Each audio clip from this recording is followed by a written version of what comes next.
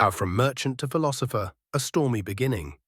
Tonight, as you settle into stillness after another day of endless decisions, I want to take you to a harbor that existed over 2 millennia ago. Picture, if you will, the ancient port of Citium on the island of Cyprus. The gentle lapping of Mediterranean waves against weathered stone quays. The creak of rope and timber, the calls of merchants haggling over precious cargo.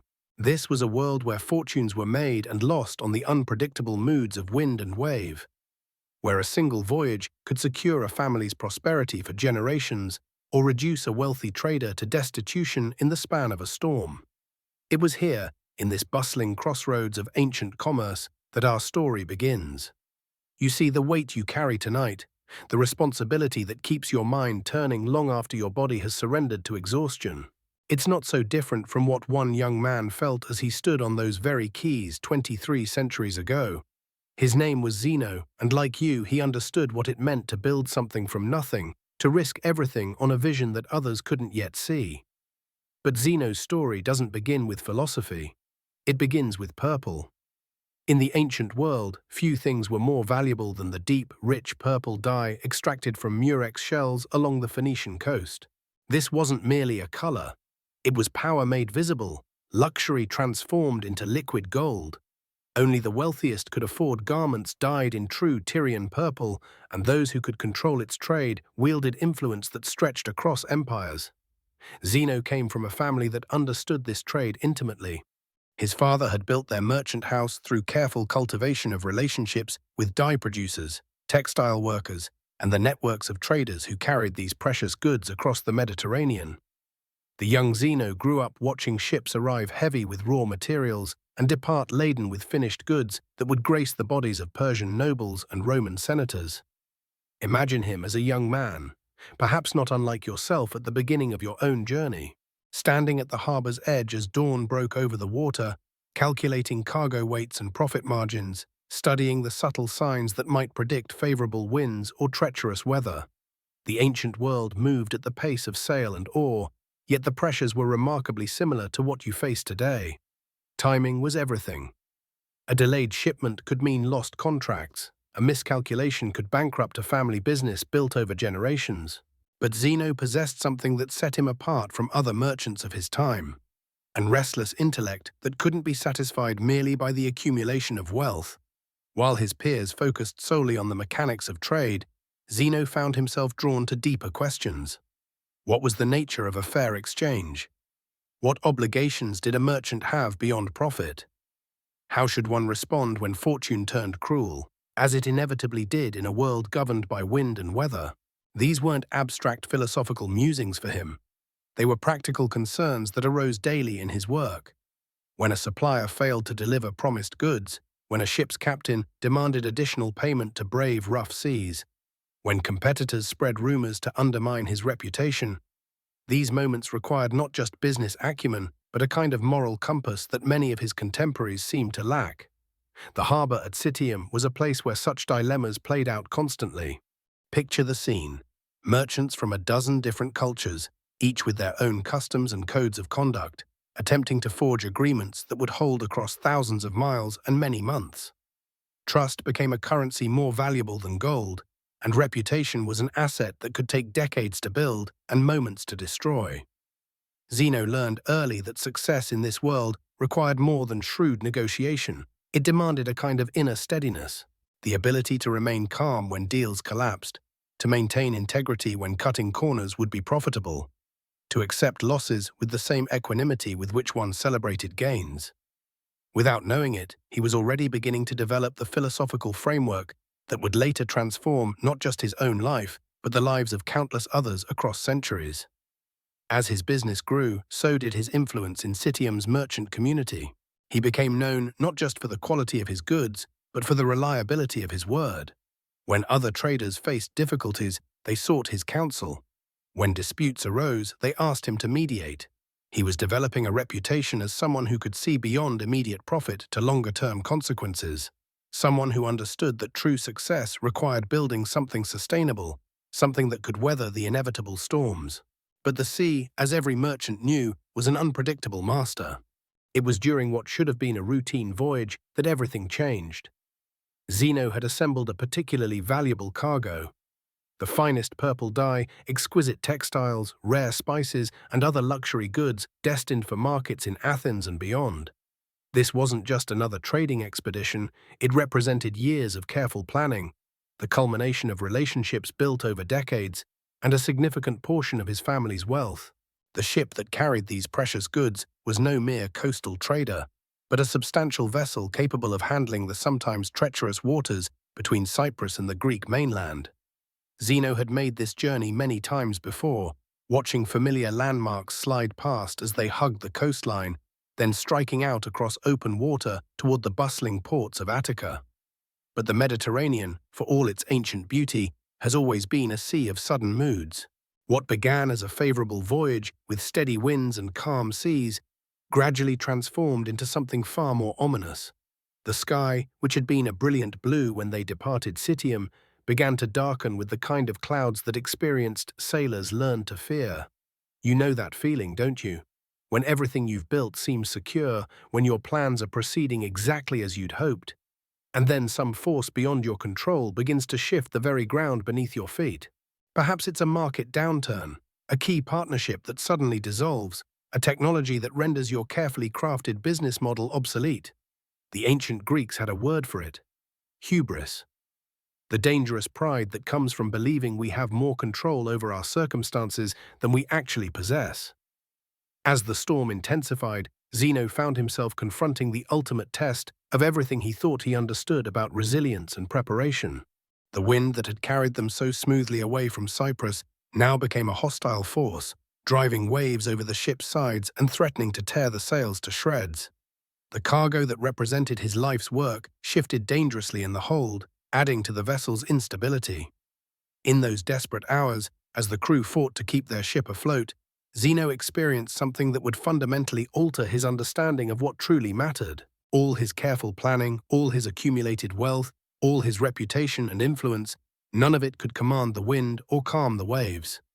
He was forced to confront the humbling reality that there are forces in this world far greater than human ambition or desire. The ship that had carried him away from Cyprus with such promise would never reach its intended destination. As the storm reached its peak, the vessel broke apart, scattering its precious cargo across the wine-dark waters of the Mediterranean. Zeno found himself clinging to debris, watching years of work disappear beneath the waves, his survival dependent entirely on currents and winds he could not influence or predict. When consciousness returned, he found himself on a beach he didn't recognize. His body was battered, his clothes were torn, and everything he had owned, everything he had built, was gone. The sun was setting over an unfamiliar coastline, painting the sky in shades of gold and crimson that seemed to mock the purple dye that now lay somewhere on the ocean floor. As he struggled to his feet, Zeno realized he was looking at the outskirts of a city unlike any he had ever seen. Rising from the coastal plain were the unmistakable silhouettes of Athens, the Acropolis crowned with temples that caught the dying light, the sprawling agora where the greatest minds of the age gathered to debate questions that had no easy answers. He had lost everything.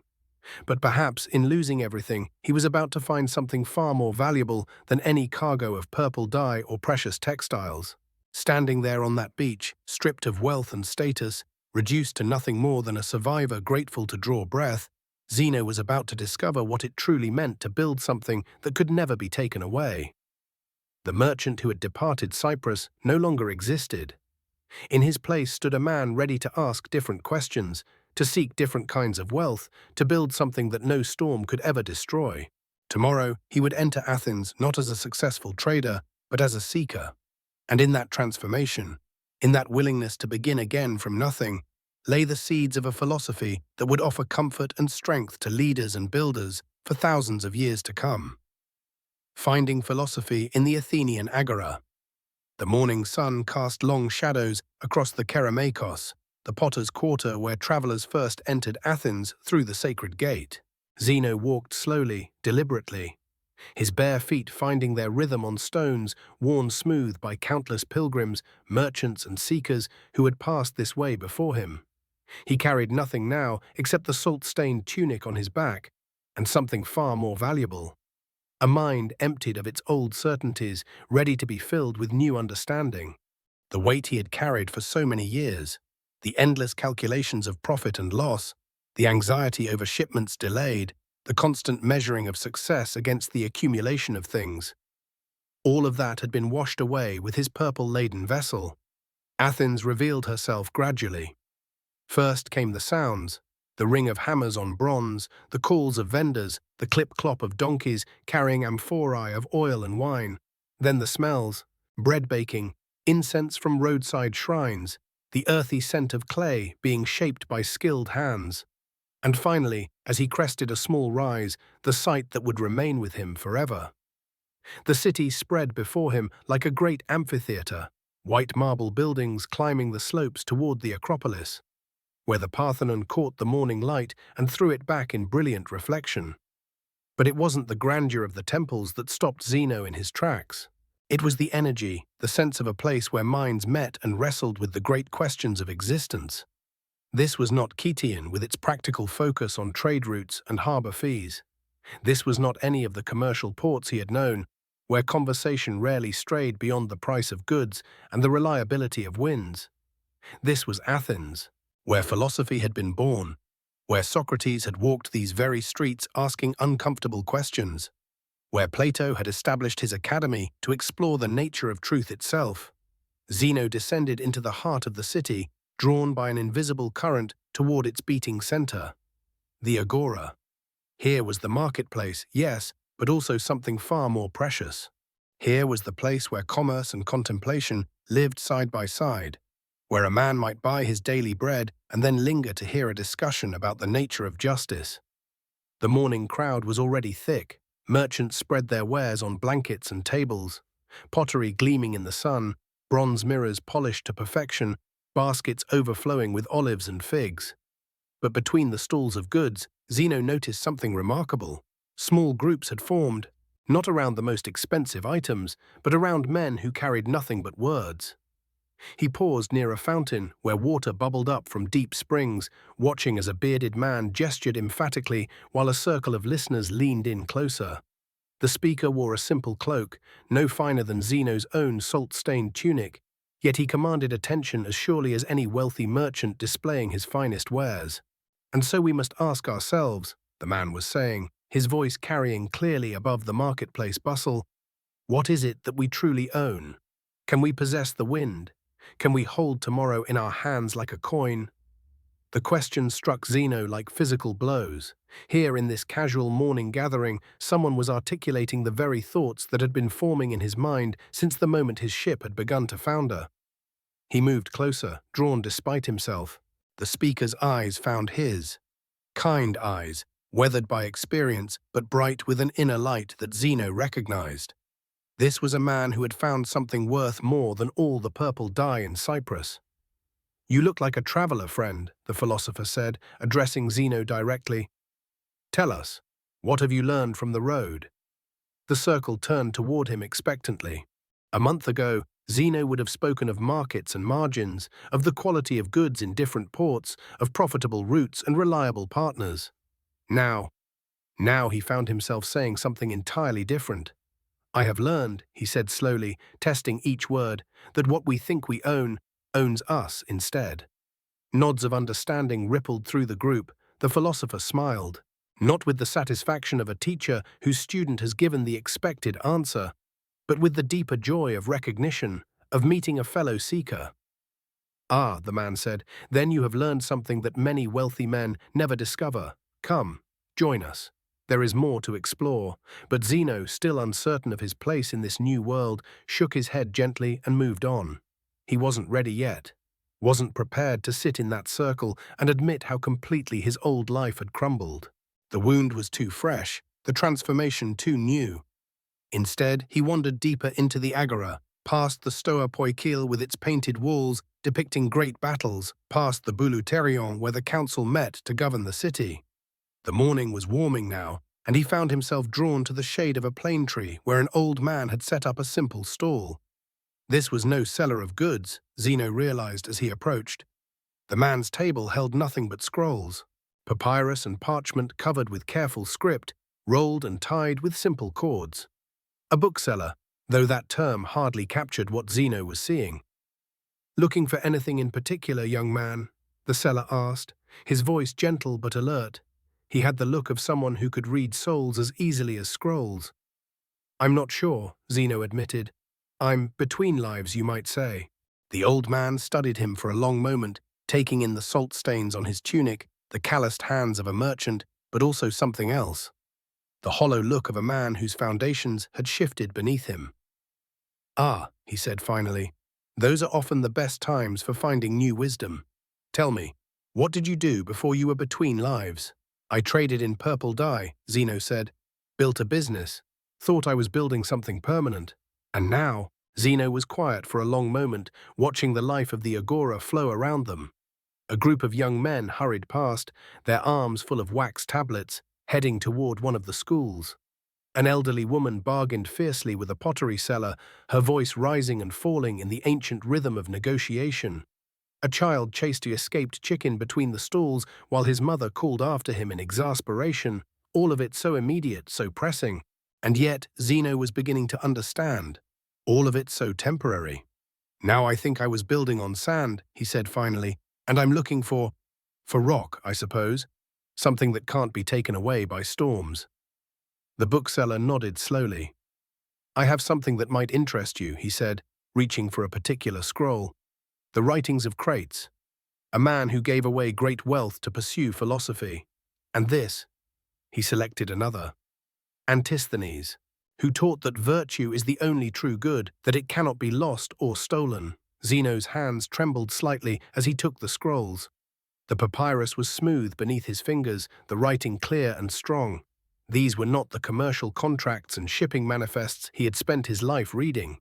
These were something entirely different, maps to territories of the mind he had never imagined exploring. "I have no money to pay you," he said quietly. The old man waved a dismissive hand. "A man who has lost everything in pursuit of wisdom has already paid the highest price there is. Read them, and when you're ready, come back. We'll talk about what you've discovered." Zeno clutched the scrolls to his chest, feeling their weight, not the physical weight, which was slight, but the weight of possibility they represented. Here in his hands were the thoughts of men who had wrestled with the same questions that now consumed him. Men who had found answers, or at least had found better questions. He found a quiet spot near the edge of the agora, in the shade of a colonnade where he could watch the life of the city while he read. The first scroll unrolled to reveal the words of Antisthenes, a student of Socrates who had developed ideas that struck Zeno like lightning. "Virtue is sufficient for happiness," he read. "It needs nothing else except the strength of Socrates. Virtue is teachable, and once acquired cannot be lost. The wise man is self-sufficient. He has all that he needs within himself." The words seemed to glow on the papyrus. Here was a philosophy that spoke directly to his condition, that suggested his losses might not be catastrophic failures, but necessary clearings, making space for something far more valuable to grow. He read on, absorbed completely now, the sounds of the marketplace fading to a gentle hum.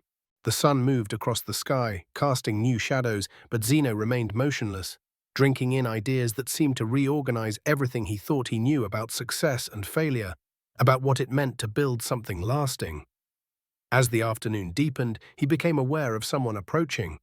Looking up, he saw it was the philosopher from the morning gathering, the one who had invited him to join the circle. "Good reading?" the man asked, settling down beside him without invitation. "Revolutionary reading," Zeno replied honestly. "These ideas, they're changing how I see everything." "Antisthenes was a remarkable thinker," the philosopher agreed, "though I suspect you're bringing your own understanding to his words. Experience has a way of illuminating philosophy, and philosophy has a way of illuminating experience." They sat in comfortable silence for a moment, watching the eternal dance of the agora. The buying and selling, the meeting and parting, the endless human drama of desire and satisfaction, loss and hope. "What you said this morning," the philosopher continued, "about what we own owning us instead, that's the beginning of real wisdom. Most people spend their entire lives without recognizing that truth. It took losing everything for me to see it," Zeno said. "Perhaps," the man replied thoughtfully, Or perhaps it took losing everything for you to be ready to see it. The truth was always there, waiting for the right moment, the right circumstances, the right state of mind. As evening approached and the agora began to empty, Zeno felt something he hadn't experienced since before the shipwreck. Hope. Not the desperate hope of a drowning man grasping for driftwood, but something deeper and more sustainable. The hope of a man who had found a path worth walking, even if he couldn't yet see where it led. Mentorship and early influences. Crates the cynic. The next morning brought with it the kind of clarity that only comes after a night of genuine rest. The first Zeno had known in months. As he made his way back through the awakening streets of Athens, the scrolls tucked carefully under his arm, he found himself walking with purpose rather than merely wandering. The words of Antisthenes had planted something in his mind overnight, taking root in soil that had been prepared by loss and watered by necessity.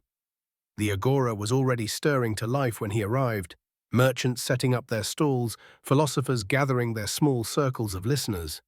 But today Zeno wasn't looking for just any teacher.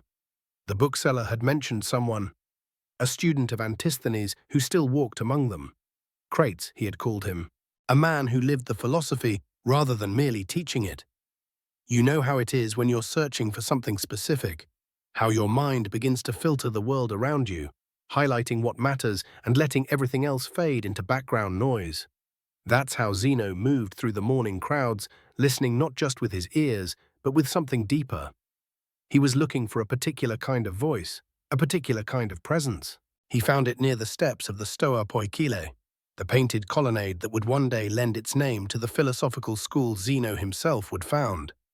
But that morning, he was simply a seeker, drawn by the sound of laughter. Not the sharp, mocking laughter of the cynical, but something warmer. The laughter of a man genuinely amused by the human condition, including his own place in it. The crowd around the speaker was smaller than those gathered around the more famous philosophers. Perhaps a dozen people, some sitting on the stone steps, others standing with the relaxed posture of regular listeners. And at the center, a man who embodied everything the scrolls had described, but which Zeno had struggled to truly imagine. Crates was perhaps 50 years old, his hair and beard showing the silver that comes with time and wisdom. But it was his clothing, or rather the simplicity of it, that first caught Zeno's attention. Here was a man wearing a single rough cloak, patched in places but clean, carrying nothing but a small leather pouch. No scrolls, no writing materials, no cushion to sit upon. Just himself and his words. The wealthy man, Crates was saying, as Zeno approached, spends his morning checking his accounts, counting his possessions, worrying about his investments. The poor man spends his morning in much the same way, counting what he lacks, worrying about what he cannot afford. Tell me, friends, which of these two men is truly free? It was a question that cut straight to the heart of Zeno's recent experience. Here he stood, a man who had been both wealthy and poor within the span of a few months, and he found himself genuinely uncertain of the answer. An older woman in the crowd raised her hand. Surely the wealthy man is freer, Master Crates. He can go where he wishes, buy what he needs, live as he chooses. Crates nodded thoughtfully. And yet, have you ever watched a wealthy merchant in the agora? See how his eyes dart constantly to his goods, how he starts at every sound that might signal danger to his possessions. Watch how he calculates and recalculates, how he lies awake planning and worrying. Is this freedom, or is it a particularly comfortable form of slavery? The question hung in the air like incense, creating its own space for contemplation. Zeno found himself thinking of his own sleepless nights as a merchant. The constant mental inventory, the endless calculations, the way every storm cloud on the horizon had represented not just weather, but potential financial disaster. But master, said a young man, surely you're not suggesting that poverty is preferable to wealth?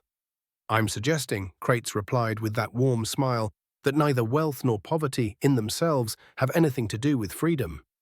Freedom comes from understanding what is truly necessary and what is merely desired. He gestured to his simple cloak. I have discovered that I need very little to be content. A bit of food, a place to sleep, the company of friends who enjoy exploring ideas. Everything else, he shrugged, everything else is just decoration. You carry so much weight, don't you? The weight of decisions, of responsibilities, of expectations both external and internal. As you lie there in the darkness, your mind cataloguing everything that needs attention tomorrow, everything that could go wrong, everything that depends on your choices. I wonder if you've ever asked yourself Crates's question, what do you truly need? And what is merely decoration that you've convinced yourself is essential? Zeno listened as Crates continued, speaking about the difference between pleasure and contentment, between having more and needing less. There was something profoundly practical about this philosophy, something that spoke not to abstract ideals but to the daily reality of human existence. The merchant, Crates said, and Zeno felt the words like a gentle hand on his shoulder, believes his happiness depends on favorable winds, honest partners, stable markets, and profitable trades. So he spends his energy trying to control the uncontrollable, the weather, other people's choices, the shifting tides of commerce. He exhausts himself grasping at things that were never truly in his hands to begin with. A memory surfaced in Zeno's mind, standing on the deck of his ship just hours before the storm hit, scanning the horizon with growing anxiety as if his worry could somehow change the approaching weather. How much energy he had wasted over the years trying to control things that were fundamentally beyond his influence. The wise person, Crates continued, learns to distinguish between what is up to him and what is not. His happiness depends only on those things that are truly within his control. His choices, his responses, his character, his effort. Everything else he holds lightly, like water cupped in his palms, grateful for it while it's there, untroubled when it flows away. After the formal teaching ended and the crowd began to disperse, Zeno found himself approaching Crates with the mixture of nervousness and determination that comes when you're about to take a step that might change everything. "Master," he said, and the word felt both foreign and natural on his tongue. "I wonder if I might walk with you, and perhaps ask some questions." Crates looked at him with eyes that seemed to see not just the surface, but something deeper. "You have the look of a man who has recently lost something significant," he said gently, "and also the look of someone who is beginning to suspect that what he lost might not have been as valuable as he once believed." They walked together through the quieter streets beyond the agora, Crates moving with the unhurried pace of someone who had nowhere urgent to be and nothing pressing to accomplish. It was a rhythm that Zeno, accustomed to the constant urgency of commercial life, found both strange and oddly soothing. "Tell me about your ship," Crates said, and Zeno started, wondering how this philosopher could know about his recent loss. "How did you? You stand like a man who once commanded something, a ship perhaps, or a business, but you dress like someone who has recently discovered that he owns less than he thought. And there's salt in your hair that speaks of recent time at sea." Crates smiled. "Also, Athens is not so large that word doesn't travel. A Phoenician merchant, shipwrecked and left with nothing but the clothes on his back, asking questions about philosophy. It's an interesting story," so Zeno told him, about the years of building his trading business, the satisfaction of successful voyages, the gradual accumulation of wealth and reputation. About the storm that came from nowhere, the desperate hours fighting for survival, the moment when he realized that everything he had worked for was disappearing beneath the waves. "And how do you feel now?" Crates asked when the story was finished, "about losing it all?" Zeno considered the question carefully. A week ago, he would have answered with bitterness, with anger at the unfairness of fate. But something had shifted since he'd begun reading the philosophical texts, since he'd started listening to different voices. "Strangely, lighter," he said finally, "as if I'd been carrying a weight I didn't realize was there until I set it down." Crates nodded as if this was exactly the answer he had expected. "The weight of ownership," he said. "Not just the responsibility of caring for possessions, but the fear of losing them. You carried that fear with you on every voyage, didn't you? The knowledge that everything you had built could disappear in a single storm." It was true. Zeno realized that he had never truly enjoyed his wealth because he had been too busy protecting it, too afraid of loss to fully appreciate what he had. "What you're discovering," Crates said, "is that you are not your possessions. You are not your business, your reputation, your accumulated wealth. You are something much more fundamental and much less fragile. You are your capacity to choose, to respond, to learn, to grow. And that, my friend, cannot be taken by any storm." broadening horizons, Megarian logic, and Platonic ideals. In the weeks that followed his conversation with Crates, Zeno found himself drawn deeper into the philosophical currents of Athens. The city was alive with ideas, each school of thought offering its own path through the complexities of human existence. And like many seekers before him, Zeno discovered that wisdom rarely comes from a single source, but rather from the patient work of examining truth from many angles. Word had spread through the philosophical circles about the former merchant who had lost everything at sea and found something greater in the ruins. Teachers who might otherwise have dismissed a newcomer welcomed Zeno with curiosity. They recognized something in him that you might recognize in yourself. The particular clarity that comes from having your assumptions stripped away, the openness that emerges when comfortable certainties crumble. It was Stilpo of Megara who first approached him in the agora. Stilpo was already an old man then, his beard white as marble, his eyes sharp with the precision that had made the Megarian school famous throughout the Greek world. Where Crates had taught through paradox and lived example, Stilpo offered something different, the rigorous discipline of logical thought. "I hear you were a merchant," Stilpo said without preamble, settling beside Zeno on the stone steps where he had been reading. "Tell me, when you sold your purple dyes, did you ever sell the same dye twice?" Zeno considered this carefully. In his former life, he might have answered quickly, eager to demonstrate his business acumen. But his time with Crates had taught him to look deeper. "The dye itself was never exactly the same," he said slowly. "Each batch varied slightly.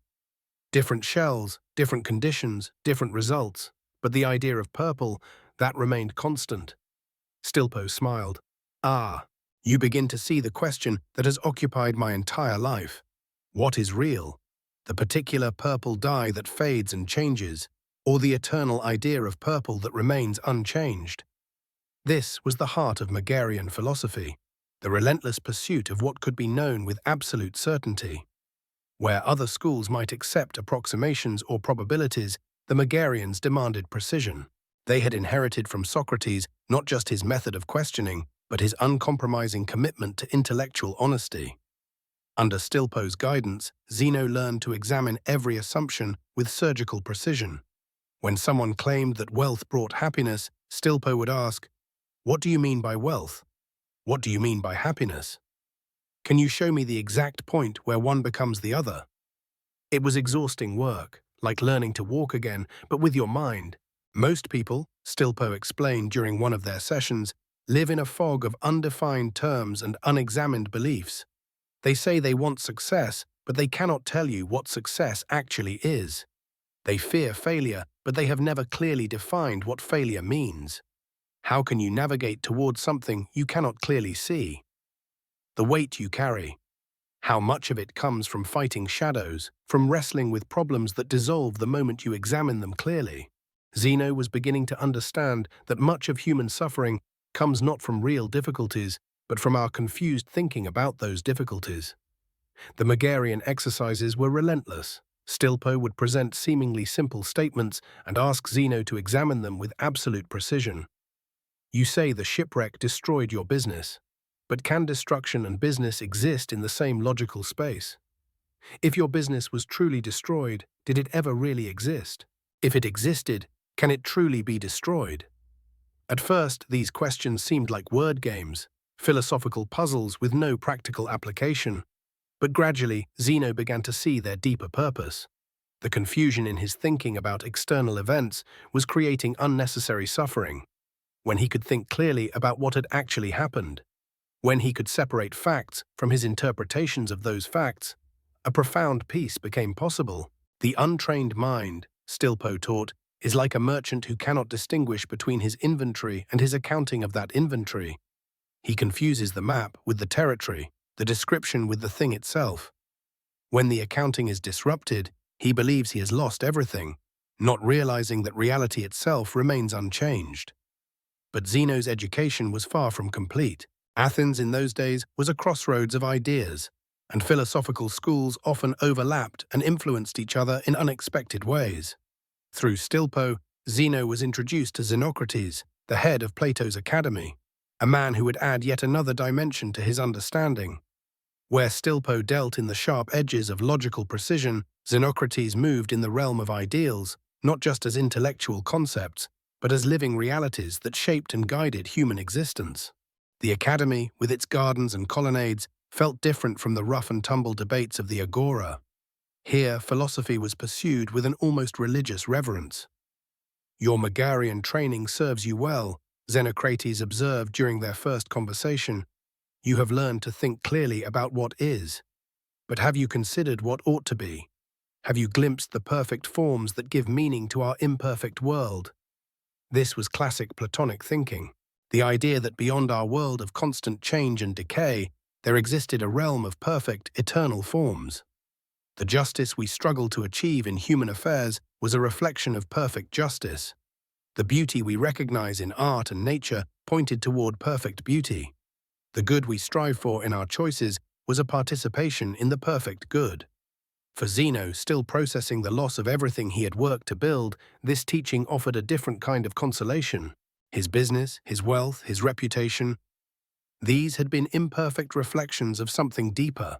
The drive to create value, to serve others, to build something meaningful.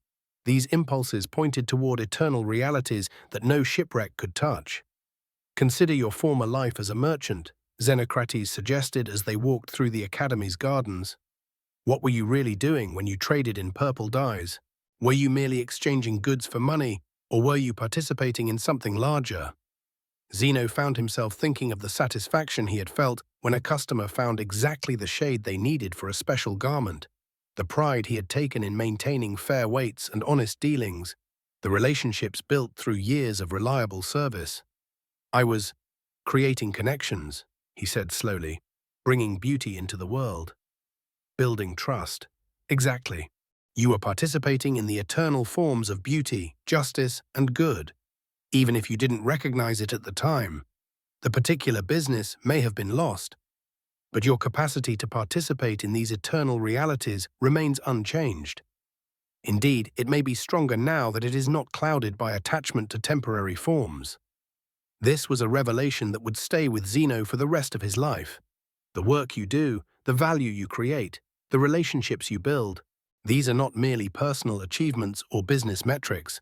They are your participation in something eternal and unchanging. When the particular forms change or disappear, your capacity to participate in the underlying reality remains. Under Xenocrates' guidance, Zeno began to see his shipwreck not just as the loss of possessions, but as a liberation from confusing the temporary with the eternal. He had been so focused on protecting and growing his particular business that he had lost sight of the deeper values it served. Now, freed from those attachments, he could pursue those values more directly. The Platonic exercises were different from the Megarian ones, but equally rigorous. Where Stilpo had taught him to examine the logical structure of his thoughts, Xenocrates taught him to examine their moral and aesthetic dimensions.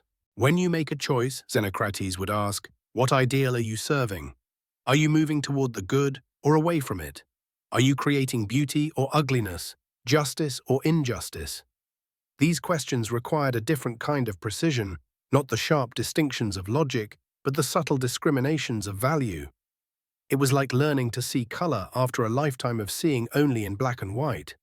Gradually, Zeno began to recognize the eternal dimensions of even mundane choices. The integration of these different philosophical approaches was not easy.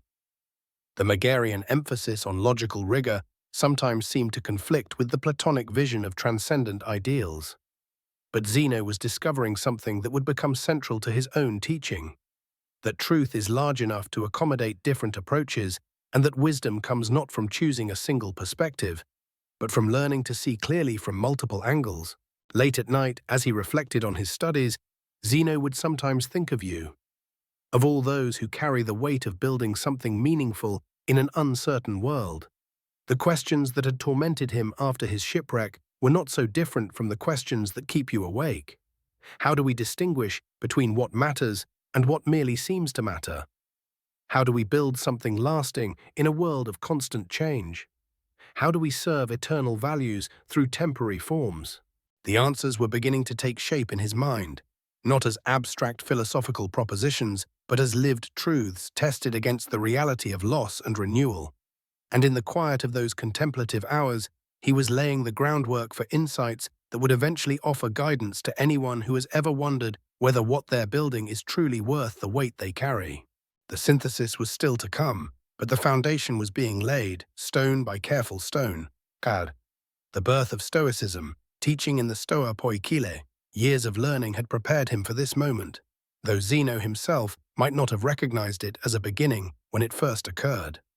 It was simply another morning in Athens, the sun casting long shadows across the agora as merchants arranged their wares and citizens began their daily routines. But on this particular morning, Zeno found himself walking not toward the schools where he had been a student, but toward a different kind of space entirely. The Stoa Poikile, the painted porch, stood at the northern edge of the agora like a bridge between the world of commerce and the world of ideas.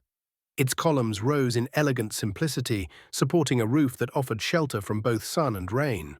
Along its walls, magnificent paintings depicted scenes of Athenian victory and virtue, images of courage in battle, of justice in governance, of citizens choosing honor over ease. Perhaps you know something about finding the right space for what you're building. That moment when you realize you need more than a borrowed desk or a corner office. When the work you're doing requires its own place, its own identity. Zeno had spent years learning in the schools of others, absorbing wisdom from teachers who had shaped his understanding. But the synthesis taking place in his mind, the integration of Cynic practical wisdom, Megarian logical precision, and Platonic transcendent values, this was becoming something new, something that needed its own voice. The painted porch offered what Zeno required, a public space where ideas could be shared freely, where the boundary between philosophical reflection and practical living could dissolve. Unlike the exclusive schools with their fees and formal enrollment, the Stoa was open to anyone who chose to listen. Merchants could pause between transactions, craftsmen could reflect during their breaks, citizens could gather to consider questions that mattered. And so, almost without ceremony, Zeno began to teach. At first, it was hardly formal instruction, a conversation with a fellow who had lost his business to bad debts, a discussion with a young woman worried about her aging parents, brief exchanges with people carrying the kind of weight that doesn't show on the surface but shapes every decision. Zeno found himself drawing on everything he had learned, but filtering it through his own experience of loss and discovery. Tell me, he might say to someone struggling with circumstances beyond their control, what exactly are you trying to manage here? The situation itself, or your response to it? The question wasn't academic.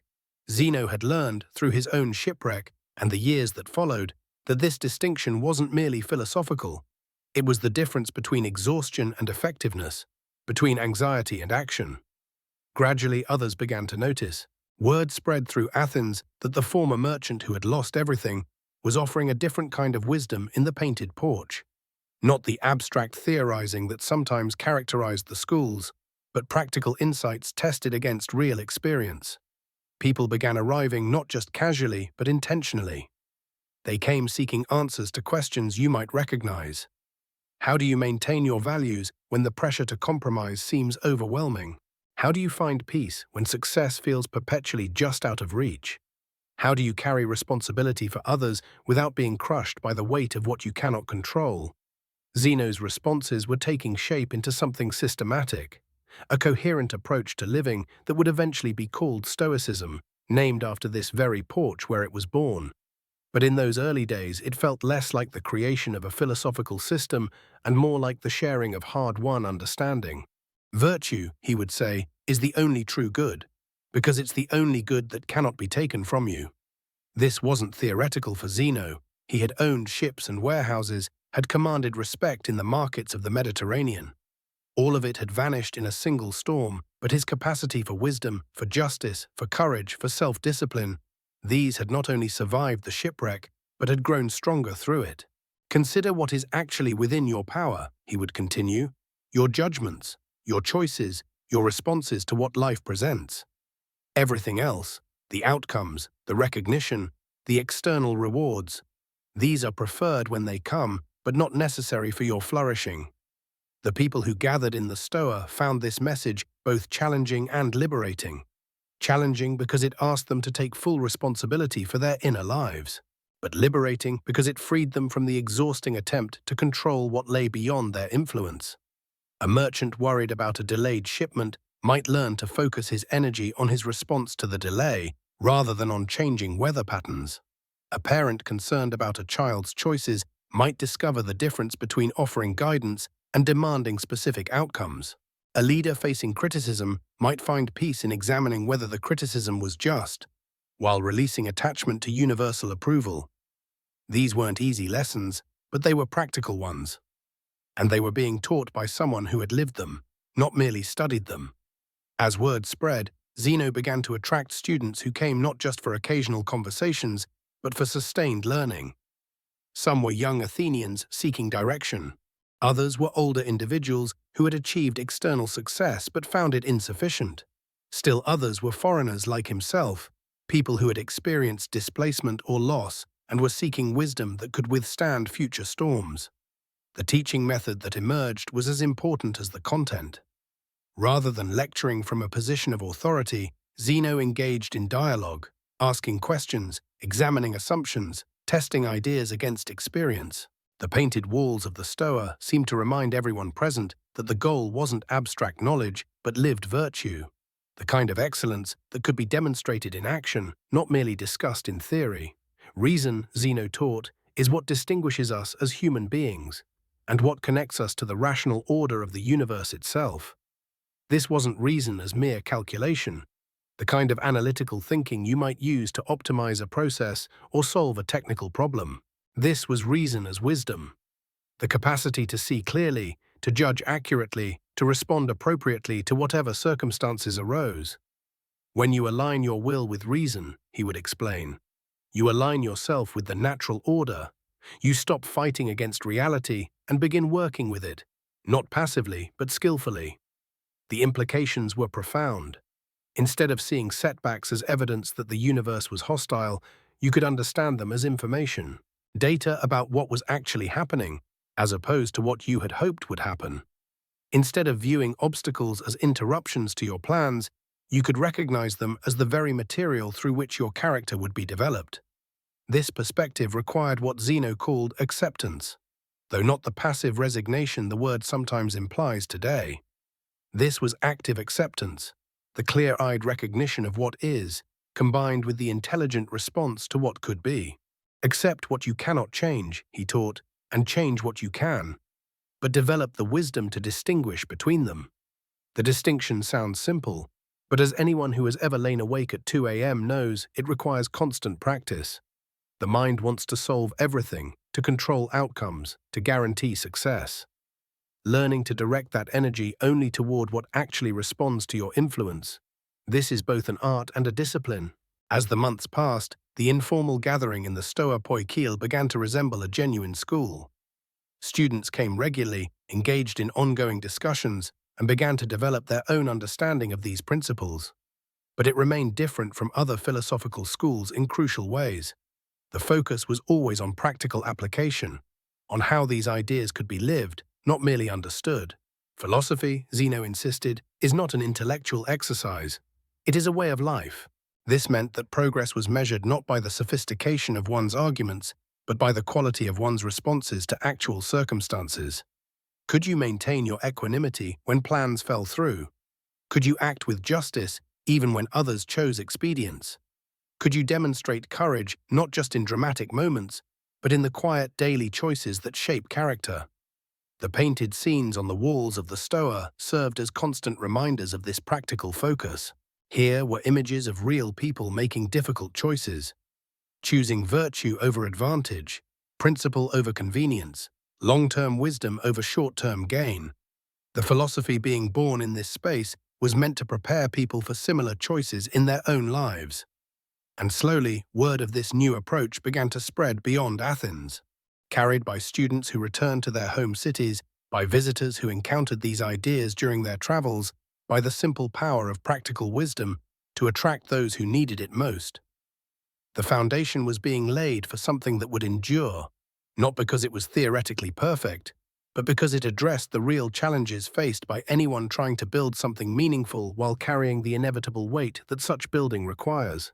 In the gentle shade of the painted porch, As conversations continued and understanding deepened, the school that would be known as Stoicism was taking shape.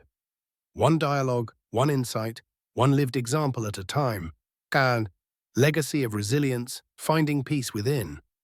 And as the years unfolded in Athens, something remarkable began to happen, not just to Zeno himself, but to the countless individuals who found their way to the painted porch, carrying their own invisible burdens, seeking their own understanding of how to build something meaningful in an uncertain world. The merchant who had lost everything at sea had become something he never could have imagined, a teacher whose influence would ripple outward through generations, touching lives he would never meet, offering wisdom to challenges not yet conceived. But perhaps most importantly, he had found something that no storm could ever take away, a deep, abiding peace that came not from controlling the uncontrollable, but from understanding exactly what remained within his power, regardless of external circumstances. You see, what Zeno discovered in those years of teaching was that the very act of losing everything had been, in the strangest way, a gift. Not because suffering is inherently valuable, but because it had stripped away the illusions that keep so many of us trapped in cycles of anxiety about things we cannot truly control.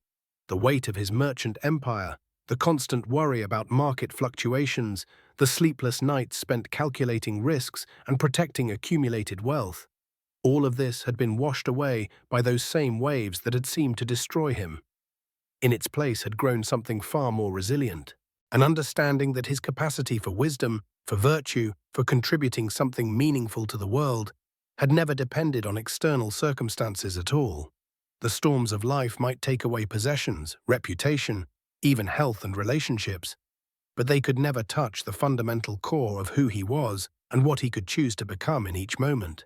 As he grew older, walking the familiar paths of the agora, greeting students and fellow philosophers, engaging in the daily conversations that had become the heartbeat of his life, Zeno carried himself with a particular kind of peace, the peace of someone who had been tested by genuine loss and discovered that what remained was more than sufficient.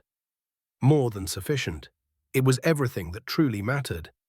His students would often remark on this quality, the way he could discuss the most challenging philosophical problems with complete engagement while maintaining an underlying serenity, as if he were drawing from some deep well of understanding that external pressures could not disturb.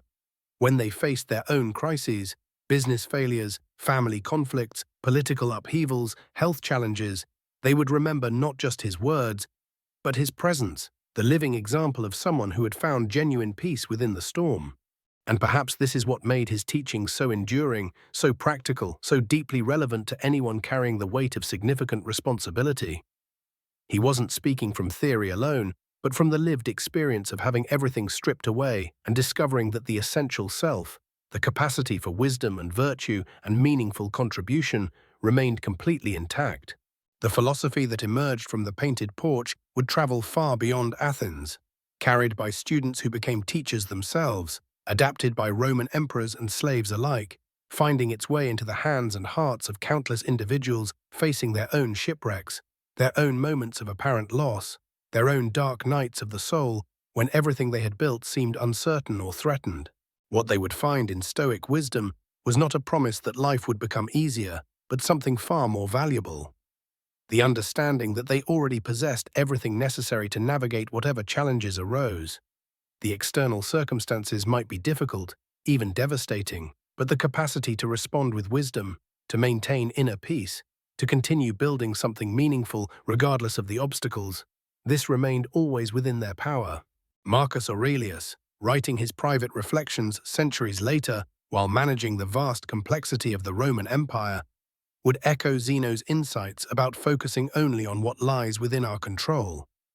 Epictetus, who knew slavery and physical limitation, would teach about the unassailable freedom of the mind that chooses its own responses.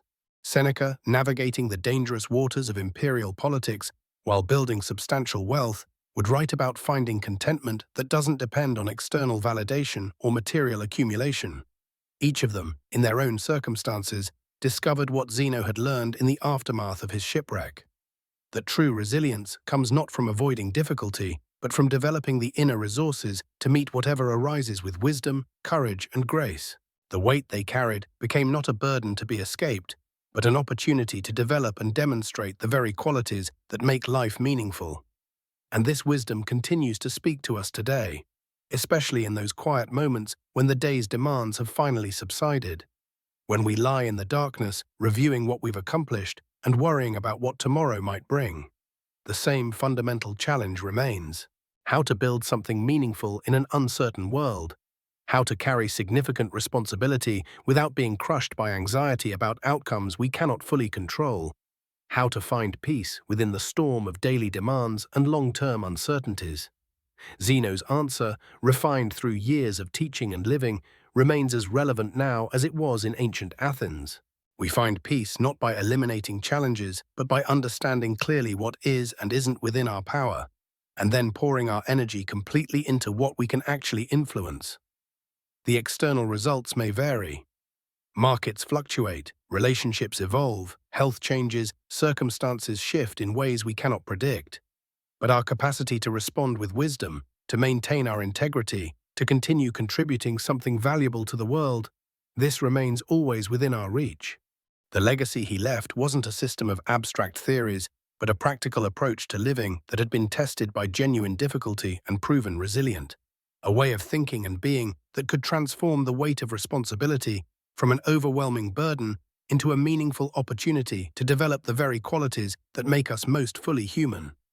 In the end, what Zeno discovered through loss and rebuilt through understanding was something that no external circumstance could threaten, not because he had found a way to control the uncontrollable, but because he had learned to find deep satisfaction in the process of living wisely, regardless of outcomes. The merchant's calculations had been replaced by the philosopher's acceptance, not passive resignation, but active engagement with what could be influenced, combined with profound peace about what could not. As evening settled over Athens, as conversations in the painted porch gradually quieted, as students made their way home carrying new insights to test against their own challenges, Zeno would often remain for a few moments in the gathering dusk, not planning or worrying or calculating, but simply present to the moment, grateful for the unexpected path that had led from apparent disaster to genuine understanding, from material loss to spiritual abundance. The purple dye that had once made his fortune had long since faded from the fabrics it colored. The ships that had carried his goods had rotted in harbors or been broken by other storms. The wealth he had accumulated had been redistributed by time and circumstance. But the wisdom that had emerged from losing it all continued to spread, touching lives, offering hope, providing practical guidance for anyone willing to distinguish between what they could and couldn't control. And perhaps this is the deepest teaching of all, that what we build with wisdom and virtue, what we create through understanding and compassion, what we contribute through the patient development of our own character and the generous sharing of whatever insights we've gained. This has a permanence that material achievements can never match, a resilience that external circumstances cannot threaten, a value that time only deepens rather than diminishes. So as you rest now, carrying your own weight, building your own meaningful work, facing your own uncertainties and challenges, remember Zeno's journey from merchant to philosopher, from material loss to spiritual abundance, from the anxiety of trying to control everything to the peace of focusing only on what truly lies within your power. And know that the same transformation remains available to you, not through avoiding difficulty, but through meeting it with the wisdom and courage that difficult circumstances themselves can help develop. One choice at a time, one day at a time, one moment of clear understanding flowing naturally into the next, like waves that seem destructive but ultimately carry us toward shores we never could have imagined, toward understanding we never could have planned, toward a peace that no storm can disturb because it has been built not on external circumstances but on the unshakable foundation of wisdom lived, virtue practiced, and the quiet satisfaction that comes from knowing we have focused our energy where it can actually make a difference.